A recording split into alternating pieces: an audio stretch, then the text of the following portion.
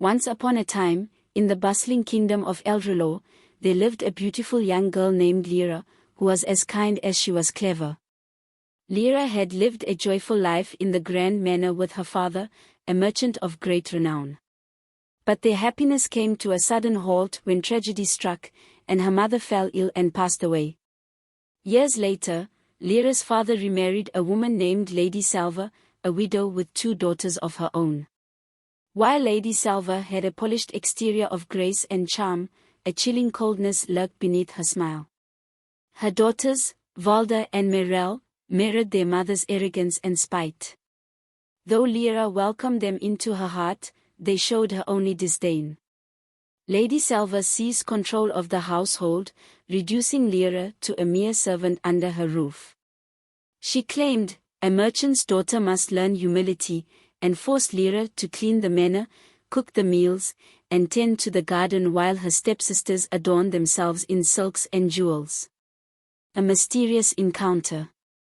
One crisp autumn morning, Lira was tending the roses in the garden when she heard a soft rustle behind her. She turned to see a peculiar creature, a fox with silvery fur and gleaming emerald eyes. "You seem troubled, young one," said the fox, bowing slightly. Lira, startled but intrigued, replied, "I am merely tired, kind fox. My heart is heavy with the weight of my stepmother's cruelty." The fox's eyes glimmered with mischief. "Oh, but the darkest shadows cannot hold forever.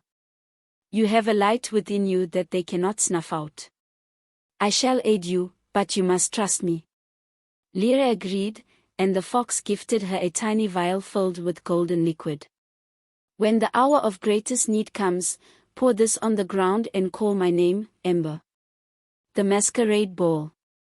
One day, an announcement spread across Eldralore.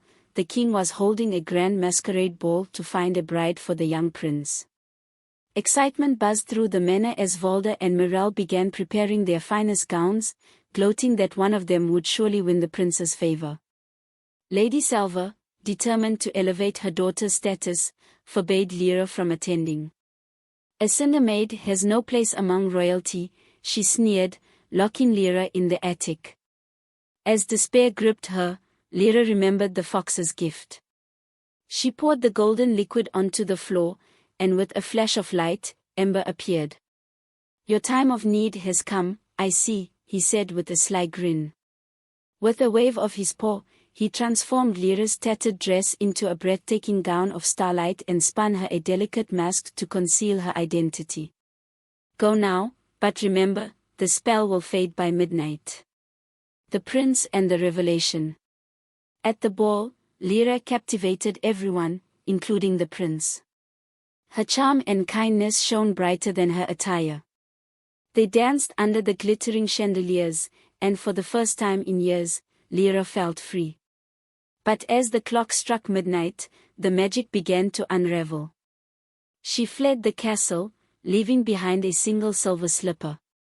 The prince, determined to find her, launched a kingdom-wide search.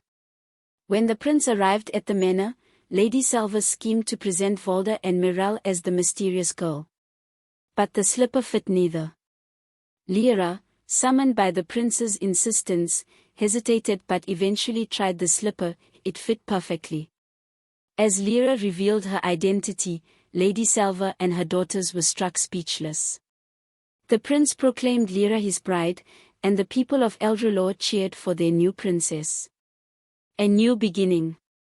With the prince's love and Ember's cleverness, Lira brought justice to her stepmother and stepsisters. Lady Selva was stripped of her ill-gotten wealth and banished from the kingdom. Lira, however, forgave them, ensuring they were given a small cottage to live in, where they could learn the virtues of humility and hard work. As for Lira, she ruled alongside the prince with wisdom and kindness, ensuring no one in the kingdom would ever suffer as she once had. And whenever she walked in the royal garden, she would see a flash of silver fur and hear the soft laughter of her loyal friend, Ember. And so, they all found their rightful place, and the kingdom flourished with harmony and joy.